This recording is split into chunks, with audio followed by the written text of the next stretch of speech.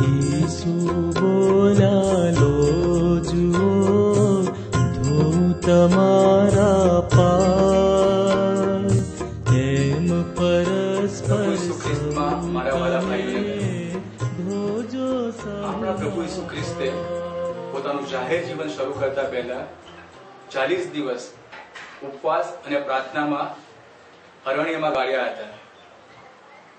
ખ્રિસ્તી ધર્મસભા પણ પ્રભુ ઈસુના મૃત્યુ અને પુનરુત્થાન પહેલાના 40 દિવસને તપ ઋતુ એટલે કે લેન્થ ગણે છે, જેની શરૂઆત ભસ્મ બુધવારથી થાય છે. આ તપ ઋતુની પરાકાષ્ઠા એટલે મહાવ્યથાનું અઠવાડિયું, પવિત્ર અઠવાડિયું, જેની શરૂઆત ખજૂરીના રવિવાર, તાળપત્રના રવિવાર એટલે કે પામ સન્ડેથી થાય છે. 2000 વર્ષ પહેલા યહૂદી પ્રજાએ અત્યંત ઉમળકા અને પ્રેમથી પ્રભુ ઈસુ ખ્રિસ્તને પોતાના રાજા તરીકે સ્વીકારી તેમનું ઉમળકાભેર સ્વાગત કર્યું અને સરઘસ આકારે તેમને યરૂશાલેમ શહેરમાં પ્રવેશ કરાવ્યો.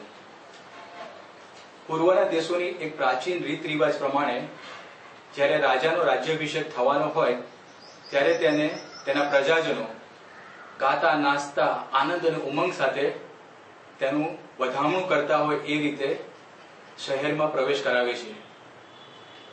એ જ રીતે યહૂદી પ્રજાએ પ્રભુ ઈસુ ખ્રિસ્તને યરૂશાલેમમાં પ્રવેશ કરાવ્યો અને પોતાના રાજા તરીકે સ્વીકાર્યો. એ જ પ્રસંગને યાદ કરતા હવે દરેક દેવળોમાં તાળપત્રના રવિવારે લોકો હાથમાં ખજૂરી કે નારિયેળના પાંદડા લઈ હોસાના હોસાના એમ ગીતો ગાતા અને પ્રભુનો જય જયકાર કરતા દેવળમાં પ્રવેશ કરે છે. આ આનંદ અને ઉલ્લાસના પ્રસંગમાં પણ એક વસ્તુ ધ્યાન ખેંચે છે. પ્રભુ ઈસુ જ્યારે યરૂશાલેમમાં પ્રવેશ કર્યા ત્યારે તેમણે પોતાના વાહન તરીકે એક ગધેડાને પસંદ કર્યો હતો.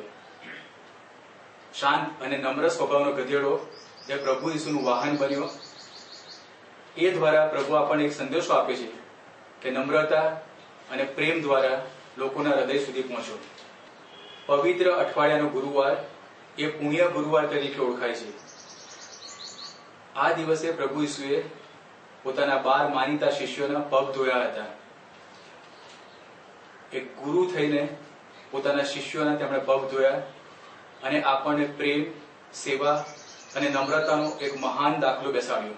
એ જ પ્રસંગને યાદ કરતા હવે પવિત્ર ગુરુવારે દરેક દેવળમાં મુખ્ય પુરોહિત કે ધર્માધ્યક્ષ 12 ધર્મજનોના પગ ધોઈ અને પ્રેમ અને સેવાનો દાખલો બેસાડે છે. પગ ધોવાની ક્રિયા દ્વારા પ્રભુ ઈસુ આપણને આપણા ગુના અને પાપના બંધનમાંથી સ્વચ્છ કરી મુક્તિનો માર્ગ અપાવવા માંગે છે.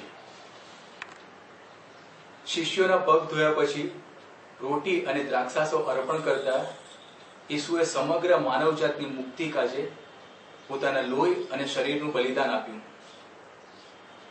લો, તમે બધા આમાંથી ખાઓ, આ મારું શરીર છે. અને લો, તમે બધા આમાંથી પીવો, આ મારા લોહીનો પ્યાલો છે. સમગ્ર માનવજાતની મુક્તિને અર્થે એ રેડાવાનું છે. આ કથન દ્વારા ઈસુએ માનવજાતને કાજે પોતાનું સર્વસ્વ હોમી દીધું. મારા સ્મારક તરીકે આ કરતા રહેજો એમ કહેતા જ તેમણે ખ્રિસ્ત પ્રસાદ સંસ્કાર અને પુરોહિત સંસ્કારની સ્થાપના કરી. ખ્રિસ્તમાં મારા વાલા બંધુઓ, 4 દિવસ પહેલા જ તાળપત્રના રવિવારે આપણે ઉમંગભેર, ઉલ્લાસભેર હોસાના હોસાના કરીને પ્રભુનો જય જયકાર કર્યો.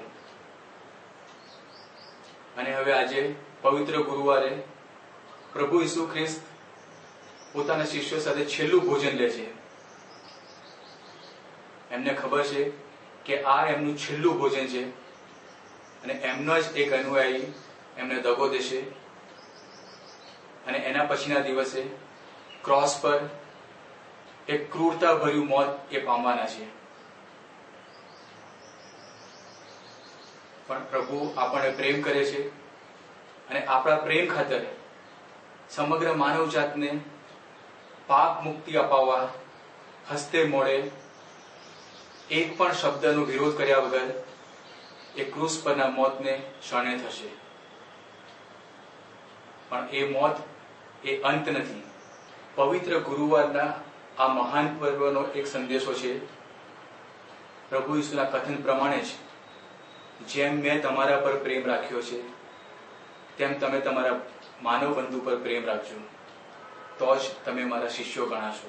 મહાવ્યથાના આ પવિત્ર ગુરુવારના પ્રસંગે પ્રભુ ઈસુના છેલ્લા ભોજનમાં ભાગ લઈ તેમનો પ્રેમ, સેવા અને નમ્રતાનો સંદેશો દિલમાં ઉતારી ચાલો આવતીકાલના ગુડ ફ્રાઇડેના પર્વે પ્રભુની વેદનામાં, ક્રૂસના માર્ગમાં એમની સાથે રહીએ.